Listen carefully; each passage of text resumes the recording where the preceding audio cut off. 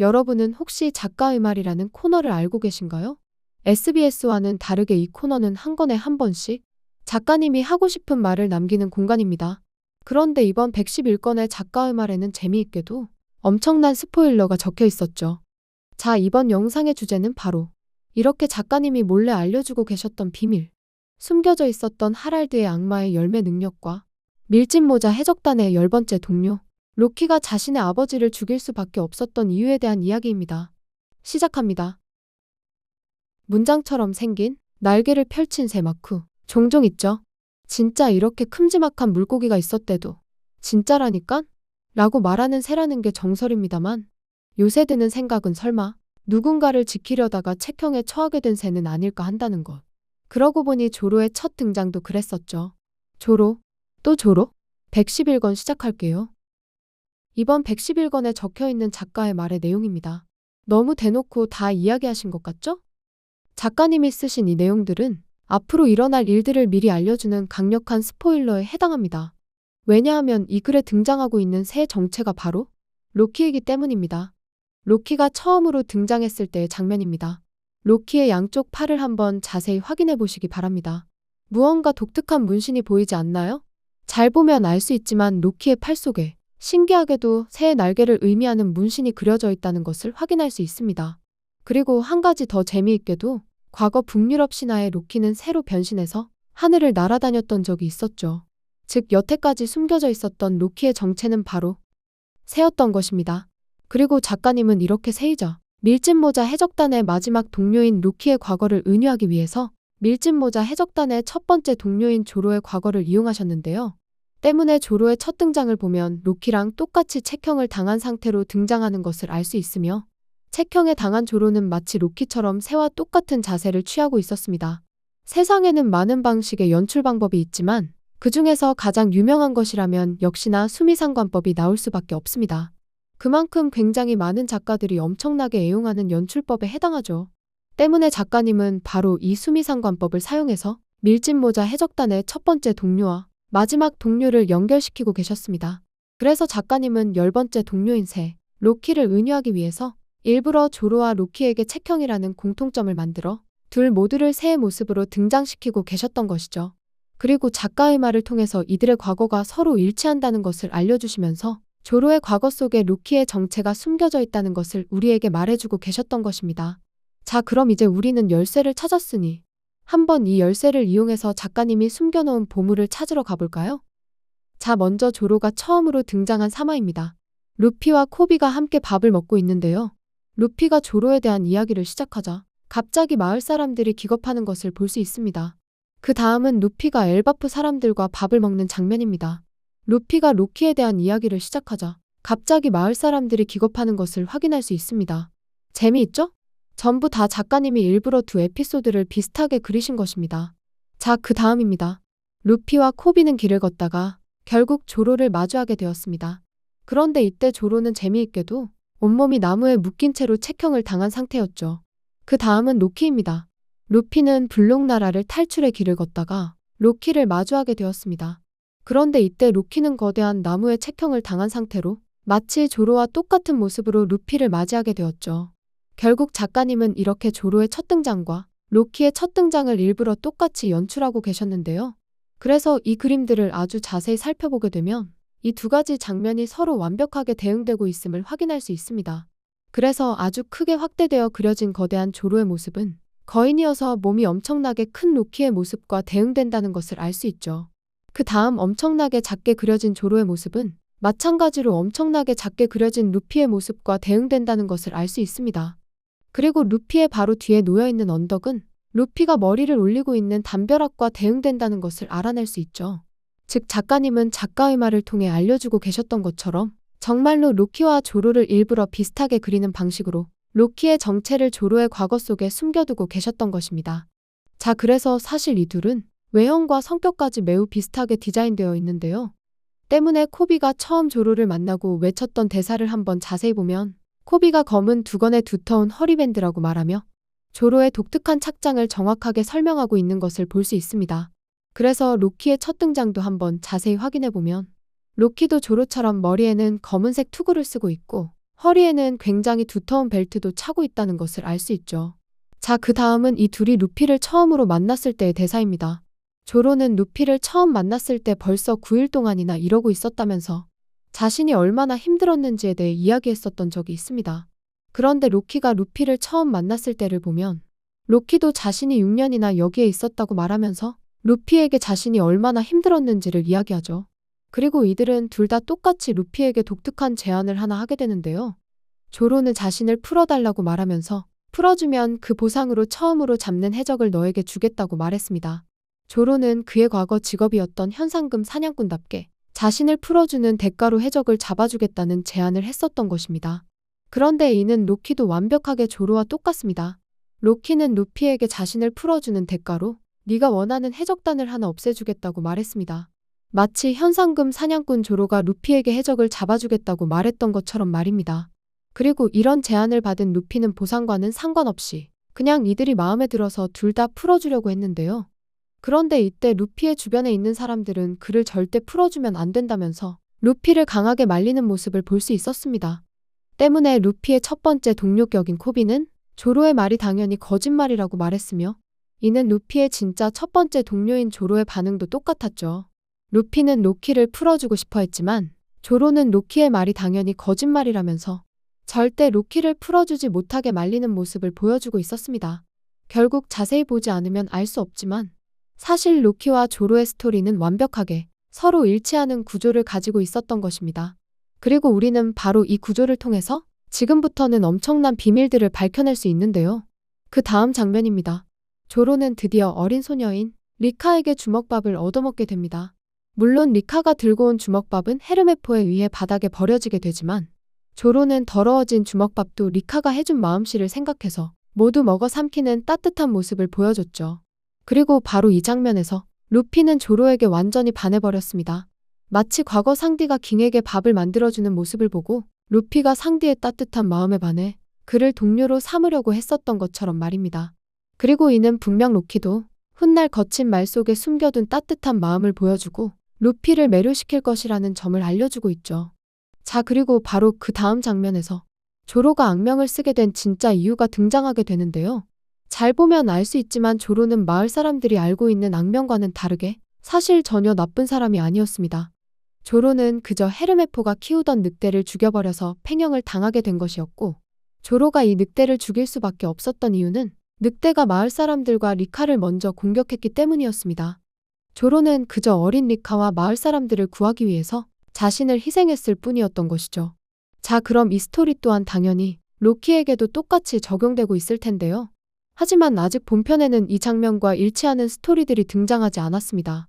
그렇기 때문에 지금부터는 바로 스포일러입니다. 로키는 리카와 일치하는 약자와 마을 사람에 대응되는 엘바프 사람들을 지키기 위해서 나쁜 늑대를 직접 죽여버렸습니다. 그리고 그는 이렇게 늑대를 죽였다는 이유로 오랜 시간 책형을 당하게 되었죠. 하지만 로키는 리카에 해당하는 약자를 계속 지키기 위해서 일부러 나라의 사람들에게 진실을 말하지 않았고 조용히 책형을 당하는 선택을 했습니다. 때문에 수많은 사람들은 로키가 사실 나쁜 놈이라서 그가 착한 늑대를 죽였다고 오해하고 있는 상황이었던 것이죠. 네, 이제 눈치채셨나요? 로키가 죽여버린 나쁜 늑대의 정체는 바로 엘바프의 국왕 하랄드입니다. 하랄드가 먹은 악마의 열매 능력은 바로 객의 열매 모델 펠리르이기 때문입니다. 펠리르는 거인들의 신하인 북유럽의 신으로 또 다른 북유럽의 신인 로키가 거인과 낳은 자식 중 하나에 해당합니다. 펠리르는 다른 신들과는 다르게 거인들 사이에서 나온 괴물이었기 때문에 성장하면 성장할수록 엄청난 힘 자랑꾼의 면모를 보여주게 되었는데요. 때문에 점점 몸집이 말도 안 되게 커지는 펠리르를 보고 아스가르드의 신들은 그의 괴력을 점점 겁내기 시작했습니다. 왜냐하면 펠리르는 자신의 힘을 자랑하는 것을 엄청나게 좋아하는 성격이었고 또 매우 포악한 성격까지 가지고 있었기 때문이죠. 결국 그가 점점 무서워졌던 아스가르드의 신들은 함정을 파서 펠리르를 책형시켜 버리려고 했는데요. 그들은 펠리르의 특징인 힘자랑을 좋아한다는 것을 이용해서 펠리르에게 재미있는 내기를 하나 제안하게 됩니다. 바로 너의 힘이 정말로 그렇게 강하다면 우리가 너를 쇠사슬로 묶어볼 테니 한번 쇠사슬을 뚫고 빠져나와 보라는 것이었습니다. 그리고선 막상 펠리르가 쇠사슬을 풀고 나오지 못했을 때 그를 풀어주지 않고 영원히 묶어버릴 생각이었던 것이죠. 자, 그런데 재미있게도 펠리르는 이런 계략들을 전부 힘으로 뚫어버리기 시작했는데요. 소문보다 훨씬 더 말도 안 되는 힘을 가지고 있었던 펜리르는 신들이 가져오는 쇠사슬이란 쇠사슬은 전부 다 힘으로 박살내버리기 시작했습니다. 그리고 이렇게 말도 안 되는 괴력을 직접 목격한 아스가르드의 신들은 점점 더 펠리르에 대한 강력한 공포에 휩싸이게 되었죠. 결국 신들은 그를 책형하기 위해서 특단의 조치를 내리게 되는데요. 결국 그들은 펠리르를 위해 특별한 매듭까지 제작하게 되니 그것이 바로 글레이프니르라는 마법의 매듭이었습니다. 이 매듭은 세상에 존재하지 않는 것들을 재료로 사용해서 아무리 강력한 힘으로도 절대 끊을 수 없는 마법의 매듭이었죠. 그리고 이렇게 엄청난 줄을 준비하게 된 아스가르드의 신들은 펠리르를 묻기 위해서 그를 찾아가 다시 한번 대결을 신청했습니다. 그런데 펠리르는 아스가르드의 신들이 가져온 이 매듭이 너무 허약하게 생겨서 무언가 이 매듭에 함정이 있는 것은 아닐까라고 의심하게 되었는데요. 그는 만약 자신이 매듭을 풀지 못했을 때 신들이 풀어주지 않는 상황을 고려해서 신들 중 한 명의 팔을 자신의 입안에 넣어 담보로 삼기를 원했습니다. 그러자 모든 신들이 겁이 나서 누구도 펠리르에게 팔을 내어주지는 못했는데요. 유일하게 딱 한 명, 전쟁의 신 티르만이 용기를 내어서 자신의 팔을 펠리르의 입안에 넣어두게 되었죠. 그리고 이렇게 신들의 계략에 당해버린 펜리르는 결국 영영 글레이프니르를 풀어내지 못했습니다. 그리고 그는 온몸이 마법의 매듭에 묶여 영원히 몸을 속박당하는 책형에 당하게 되었습니다. 그리고 티르는 펠리르를 속인 대가로 한쪽 팔을 먹히게 되면서 외파리 신이라는 별명을 가지게 되었던 것입니다. 자, 이 외파리 신이라는 이름을 들으면 즉시 떠오르는 사람이 한 명 있습니다. 바로 샹크스입니다. 샹크스는 과거 해수로부터 루피를 구해내기 위해서 한쪽 팔을 스스로 희생했었던 적이 있습니다. 그렇게 그는 전쟁의 신티르와 똑같이 외팔이라는 특징을 가지게 되었죠. 그런데 이런 샹크스의 쌍둥이가 바로 샴록이기 때문에 작가님은 샴록 또한 샹크스와 같은 전쟁의 신 티르로 간주하고 계십니다. 때문에 티르인 샴록은 자신이 가지고 있는 과거의 운명대로 신의 기사단으로서 스마트하게 어떤 계략을 짜서 펠리르인 하랄드를 묶어내는데 성공했었던 것입니다. 그리고 아마도 이 과정에서 샴록도 한쪽 팔을 잃게 되었을 것 같은데요. 아마도 그의 팔에는 별 다른 문제가 없었을 것입니다. 왜냐하면 샴록의 몸은 샹크스와는 다르게 영원히 재생되는 몸을 가지고 있었기 때문이죠. 자, 그리고 이런 펠리르를 묶는데 사용된 글레이프니르라는 매듭도 이미 사람으로 등장한 것 같은데요. 글레이프니르의 정체는 바로 군코의 화살표 열매입니다. 화살표는 사실 현실에는 존재하지 않는 공상의 물건입니다. 그저 사람들이 무언가를 가리키기 위해서 만들어낸 추상적인 개념일 뿐이죠. 하지만 군코는 이런 화살표를 마치 실존하는 존재처럼 소환해서 다루는 독특한 악마의 열매 능력을 가지고 있습니다. 때문에 이렇게 현실에 존재하지 않는 화살표를 재료로 만든 매듭은 아무리 강력한 힘을 가지고 있더라도 절대로 풀어낼 수 없는 마법의 매듭이 되어버리는 것이죠. 마치 글레이프니르가 어떤 강력한 힘에도 절대 끊어지지 않았던 것처럼 말입니다. 때문에 이 화살표 매듭이 글레이프니르의 정체라는 것은 이미 작중에서 한번 드러난 적이 있는데요. 바로 밀짚모자 해적단을 묶고 있었던 군코의 붕대입니다. 현재 밀짚모자 해적단은 군코가 사용한 능력, 글레이프니르에 단단히 속박되어 있는 상황이며 때문에 로빈은 군코의 매듭을 날카로운 칼로 잘라내려고 했지만 어떤 수를 써도 절대 잘리지 않는 매듭이었다는 것을 볼 수 있습니다. 결국 작가님이 신화 속에서 차용한 글레이프니르의 정체는 군코의 악마의 열매 능력을 의미하고 있었던 것이죠. 결국 엘바프의 하랄드 국왕은 신의기사단의 샴록과 군코의 계략에 속아서 글레이프니르의 몸을 속박당하게 되고 이무에 의해 강제로 조종당했습니다. 그리고 이무는 이런 하랄드를 이용해서 천천히 엘바프를 약화시키려고 했었죠. 이무는 엘바프가 가지고 있는 강력한 힘을 전쟁 병기로 사용하고 싶어 했기 때문에 엘바프를 일부러 약화시키고 세계 정부에 가입시켜서 그들을 훗날 자신의 용병 국가로 만들려고 했습니다. 그런데 정말 재미있게도 이런 이무의 계획은 완벽한 실패로 돌아가게 되었는데요. 왜냐하면 하랄드가 어느 날 자신의 엄청난 정신력을 사용해서 조종을 풀어내는데 성공했기 때문입니다. 하지만 이렇게 엄청난 일을 해낸 하랄드는 조종에서 풀려남과 동시에 정신력을 전부 소모해 자신의 의식을 세계 정부가 아닌 또 다른 누군가에게 빼앗기게 되어버렸죠. 바로 펠리르에게 말입니다. 다들 아시다시피 동물계 열매는 그 안에 동물의 의지 또한 내포되어 있습니다. 그래서 동물계 열매는 유일하게 사물에게도 먹일 수 있는 악마의 열매였죠. 그리고 특히 이런 동물계 열매가 만약 그 힘을 각성하게 되는 경우에는 열매 안에 담겨있는 동물의 의지까지 똑같이 각성한다는 것을 알 수 있습니다. 때문에 임펠다운에서는 동물계 열매의 각성과 동시에 열매에게 몸을 빼앗겨 주도권을 잃어버린 능력자, 옥졸수들이 등장했었다는 것을 알 수 있죠. 이들은 악마의 열매의 힘을 각성하는 데는 성공했지만 강력한 몸과는 달리 정신력이 너무 약해서 열매에게 자신의 몸을 빼앗겨버린 존재들이었습니다. 그리고 이런 특징은 재미있게도 루피가 니카로 각성했을 때도 똑같이 될 뻔했는데요. 옥졸스의 존재를 이미 알고 있었던 카이도는 루피를 상대하면서 뜬금없이 루피에게 너는 누구냐고 물어봤었던 적이 있습니다. 이는 카이도가 자신이 싸우고 있는 사람이 사실은 루피가 아니라 루피가 마치 임펠다운의 옥졸스처럼 니카의 내포된 의지에 잡아먹혀서 자신이 니카의 의지와 싸우고 있는 것은 아닌지를 의심했던 것입니다. 하지만 루피는 다행히 열매에게 이성을 빼앗기지는 않았고 자신은 당연히 루피라고 대답하는 모습을 보여줬었죠. 하지만 하랄드와 펠리르는 그 상황이 루피와는 달리 너무 좋지 않았던 것으로 보이는데요.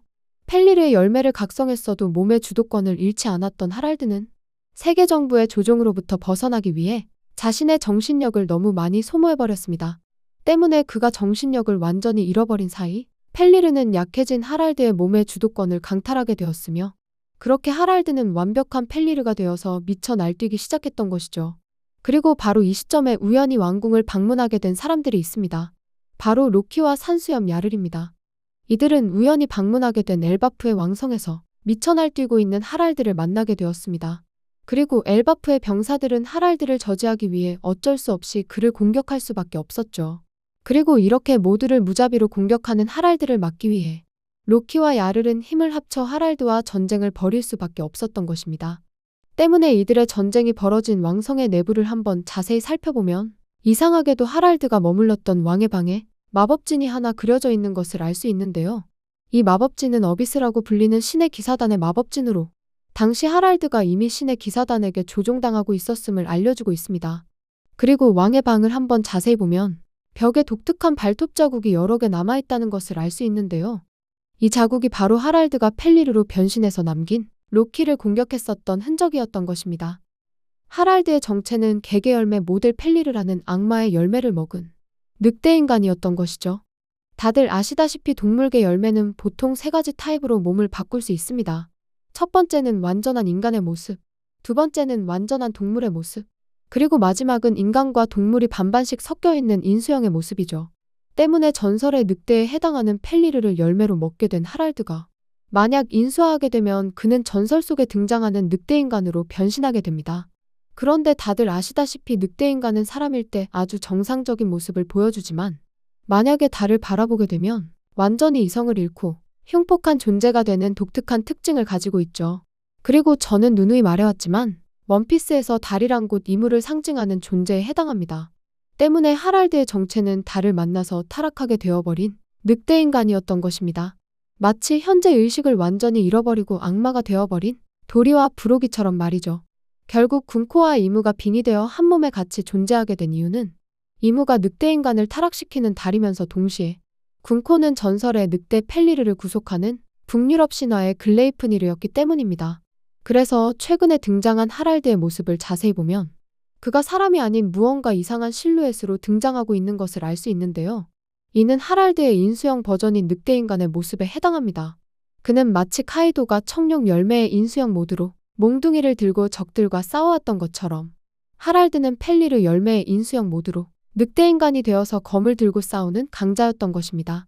자, 그리고 마치 옥졸수처럼 인수형의 상태로 펠리르의 정신만 남아버리게 된 하랄드는 앞뒤 가리지 않고 엘바프의 왕성의 모든 병사들을 공격하기 시작했는데요. 그렇게 그는 성을 지키던 100명이 넘는 전사들을 모두 도륙해버렸고 마침내 그는 자신이 아끼던 산수염 야르를 죽이기 직전까지 도달하게 됩니다. 바로 과거 빅맘이 식사병에 걸려서 이성을 잃어버리고 광폭화에서 모든 엘바프의 사람들을 무차별적으로 공격했던 것처럼 말입니다. 과거 빅맘은 하랄드가 그랬던 것처럼 이성을 완벽하게 잃어버린 적이 있고 이렇게 광폭화한 빅맘은 야를의 파트너인 폭포수염 요를과 맞서 싸우게 되었습니다. 그리고 마침내 광폭화한 인간옷에 빅맘은 폭포수염 요를까지 죽여버리는데 성공했었죠. 이 장면은 아마도 작가님이 일부러 빅맘을 이용해서 하랄드의 정체를 미리 알려주신 것으로 보입니다. 작가님은 과거 빅맘이 이성을 잃고 폭포수염 요르를 죽이는 장면을 통해서 훗날 이성을 잃고 산수염 야르를 죽이려는 하랄드의 모습을 추리할 수 있게 미리 복선으로 이 장면들을 그려두셨던 것이죠. 그래서 잘 보면 알 수 있지만 하랄드와 빅맘이 엘바프를 부수던 장면들을 보면 작가님이 의도적으로 두 장면을 비슷하게 그리셨다는 것을 알 수 있습니다. 그리고 폭포수염 요를은 광폭화해버린 빅맘을 바라보면서 이 녀석은 어린아이가 아니라 악신이 깃든 존재라고 말했던 것을 확인할 수 있습니다. 여기에서 말하는 악신의 정체란 바로 하랄드의 몸을 지배하고 있었던 북유럽 신화의 악신 펠리르를 의미하고 있었던 것이죠. 결국 폭포수염 요를이 이성을 잃은 빅맘에게 살해당했던 것처럼 산수염 야를은 이성을 잃은 하랄드에게 살해당할 운명이었던 것입니다. 때문에 야를의 모습을 잘 보면 알 수 있지만 그는 머리에 검이 꽂힌 채로 다니고 있는 상황인데요. 이 검을 자세히 보면 이 검의 정체가 바로 하랄드의 검이라는 것을 알 수 있습니다. 그래서 과거 어린 시절 하랄드가 들고 다녔던 거대한 검을 자세히 보면 그 생김새가 완전히 야를의 머리에 박힌 검과 똑같다는 것을 알 수 있죠. 결국 이 검이 산수염 야를의 머리에 꽂혀 있었던 이유는 하랄드가 이성을 잃고 산수염 야르를 직접 죽여버리려고 했었던 증거였던 것입니다. 자, 하지만 이상하게도 야르는 요를과는 다르게 펠리르로부터 살아남은 상황인데요. 왜냐하면 바로 로키가 조로의 리카와도 같은 산수염 야르를 지키기 위해서 자신의 아버지를 직접 죽여버렸기 때문입니다. 조로는 과거 늑대로부터 약자인 리카를 지키기 위해서 어쩔 수 없이 마을 사람들을 공격하는 나쁜 늑대를 죽였습니다.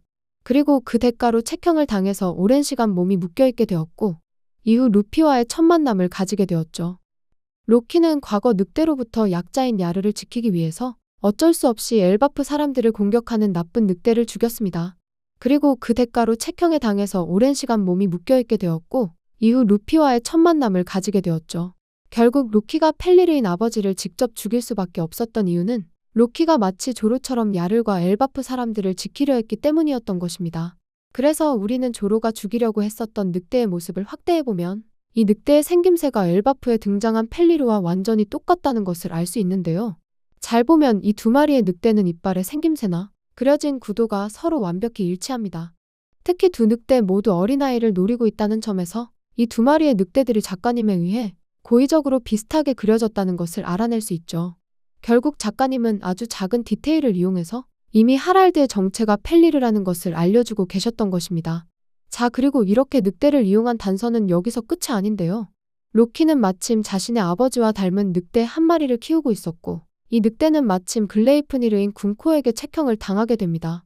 그리고 이들은 늑대의 목숨을 가지고 로키를 협박하려다가 실패하자 늑대를 잔인하게 죽여버렸었죠. 그리고 그 다음 장면에서 로키가 분노하며 이 분노를 먹어치우고 세계를 멸망시키겠다고 말했던 것은 이렇게 늑대처럼 자신의 아버지를 죽게 만들었던 세계 정부를 불태워버리겠다는 의미였던 것입니다. 결국 로키는 하랄드를 잃고 난 뒤 자신이 동경하던 록스처럼 바다로 나가서 세계 정부에게 아버지의 복수를 하려고 했었던 것입니다. 그리고 이를 알게 된 세계 정부는 그에게 특별 현상금을 걸어놓게 되었던 것이죠. 그리고 이렇게 바다로 나가게 된 로키는 얼마 가지 않아 샹크스에게 잡히게 되는데요.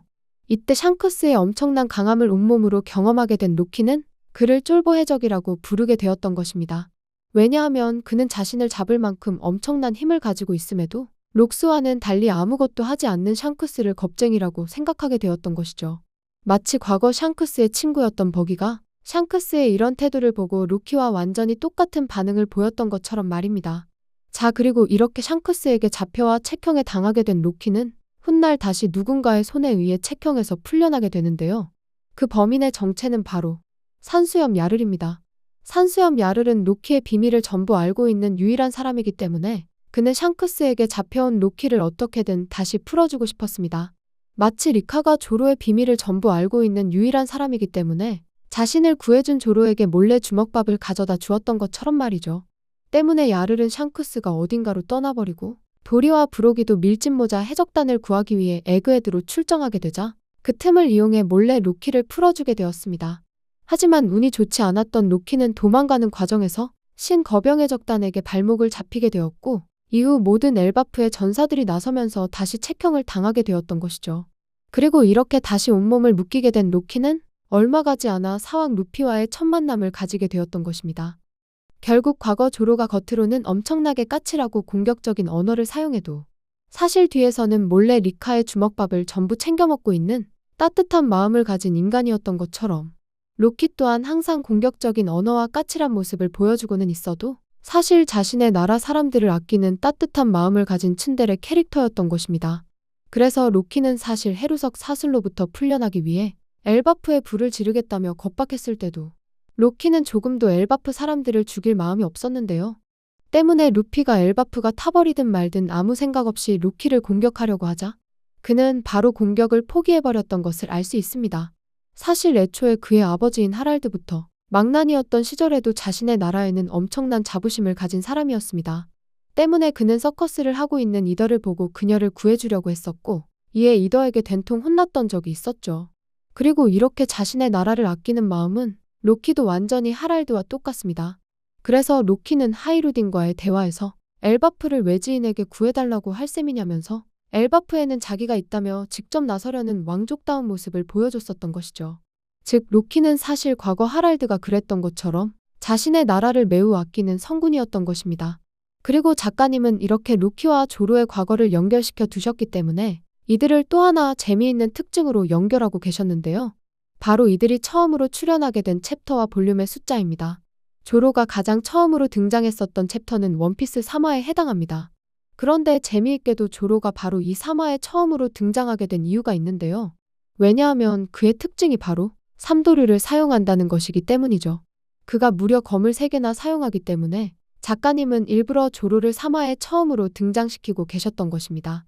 그리고 이런 특징은 정말 재미있게도 로키에게도 똑같이 연결되고 있습니다.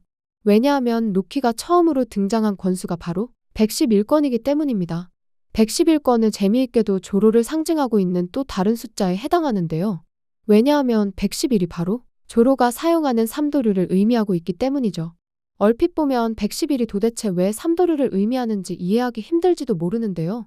1이라는 숫자 하나당 검 한 자루라고 생각하시면 간단합니다. 즉 조로가 사용하는 검 3자루를 자연스럽게 세워두게 되면 이 검들은 111이라는 숫자를 의미하게 되는 것이죠. 사실 조로가 조로라는 독특한 이름을 가지게 된 이유도 바로 여기에 있는데요. 조로는 일본어로 조로메라는 단어의 줄임말로 숫자가 반복된다는 의미를 가지고 있습니다. 즉 조로를 숫자로 나타내게 됐을 때 가장 적합한 숫자는 1이 여러 번 조로매되는 111이 되는 것이죠. 결국 작가님은 이렇게 조로를 나타내는 3이라는 숫자와 111이라는 숫자를 이용해서 첫 번째 동료와 마지막 동료의 이야기를 서로 연결짓고 계셨던 것입니다. 결국 로키의 정체는 바로 따뜻한 마음을 가진 거짓말쟁이 왕자 밀짚모자 해적단의 10번째 동료였습니다. 그는 조로랑 똑같이 타인을 위해 누명을 쓴 존재였던 것이며 훗날 이런 진실이 밝혀지게 되면 결국 루피는 로키를 동료로 받아들이게 될 것입니다. 조로가 처음에는 루피의 동료가 되라는 제안을 거절했지만 나중에는 결국 루피의 말에 따라 동료가 될 수밖에 없었던 것처럼 말입니다. 자, 이번 영상은 여기까지입니다. 다음 영상에서는 드디어 로키가 먹은 악마의 열매에 대한 이야기를 해봐야겠군요. 사실 이미 어느 정도 밝혀진 것 같지만 말입니다. 우리가 살아가는 세상에는 엄청난 양의 신화들이 자리 잡고 있습니다. 그리고 그렇기 때문에 사실 세상에는 엄청난 종류의 태양신들이 있죠. 때문에 다음 영상은 로키가 먹은 궁극의 열매, 또 다른 태양신에 대해 이야기해 보도록 하겠습니다. 재미있게 보셨다면 좋아요와 많은 댓글 부탁드립니다.